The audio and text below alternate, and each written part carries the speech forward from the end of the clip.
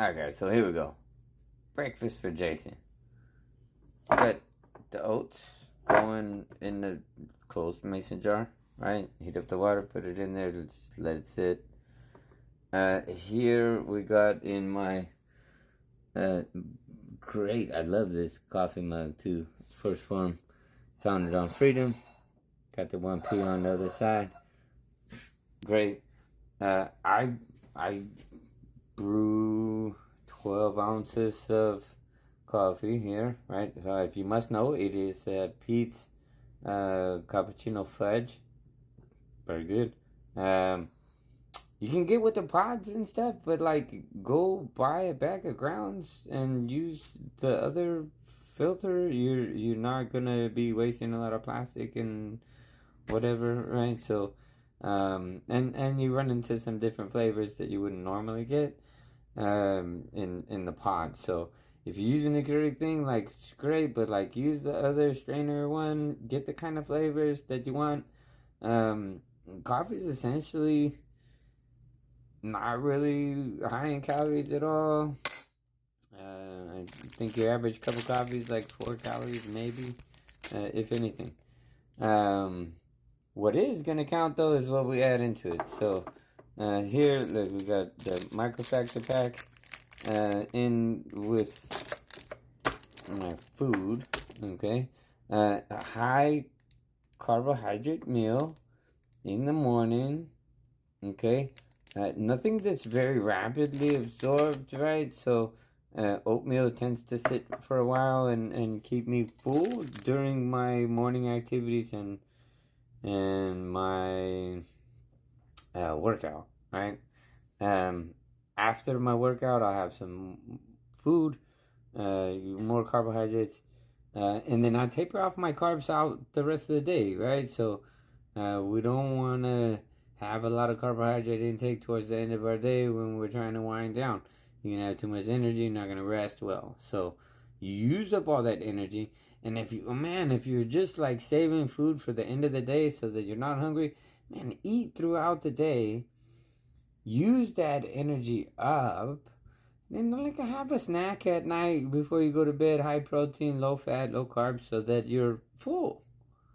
When you go to bed, you're not starving, okay? But get that food in throughout the day and use that energy up, right? If you do crazy fluctuations of like starving and then you eat and you're just gonna drive yourself crazy. Really, when you're really hungry and you're starving to death is typically when we make those bad decisions about snacking. Okay, but in my coffee I am putting in this. Oh my god, I got this by accident. They were supposed to send me something else, and I got this, and I'm gonna end up subscribing to it anyway. I get the salted caramel collagen, but they have chocolate now, and that's really good. So I just put this right in my warm coffee. I used to have some reservations about putting my protein in warm stuff, just because it's low temperature processed, right? So I try and stick with that, but man, in the morning, especially when it's cold, you want coffee to be warm. Look, it's actually fine. It doesn't hinder it at all. It actually mixes really well, and then top it with, if you want it to be a little creamier, like top it with a little bit of milk. I'm in a lean phase right now, so I'm using the non-fat milk, but I know most people when they cut or if they go into a keto kind of a phase, you don't want to cut the fats too much because that's where your energy is coming from, and it messes with your hormones if you cut the fats down. So if you're in a low-fat cycle, make sure, once a week or twice a week or something, you have a meal that's a little bit fattier, so that your hormones and things don't kind of get out of whack. Okay. Where's my mix? mix it. Okay, so this is what's up. I just make this. This is my breakfast, and then I have lunch after I work out.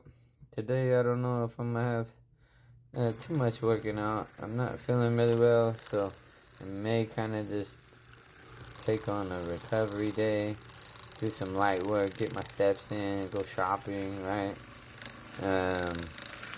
So, oh,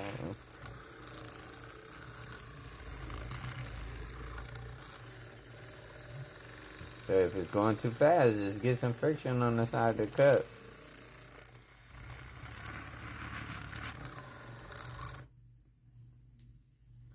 I got it on the low setting even, and then still, that's nice and frothy. So you can tell when nothing sticks in there, that's pretty thoroughly mixed, okay? So, there you go. Time for breakfast.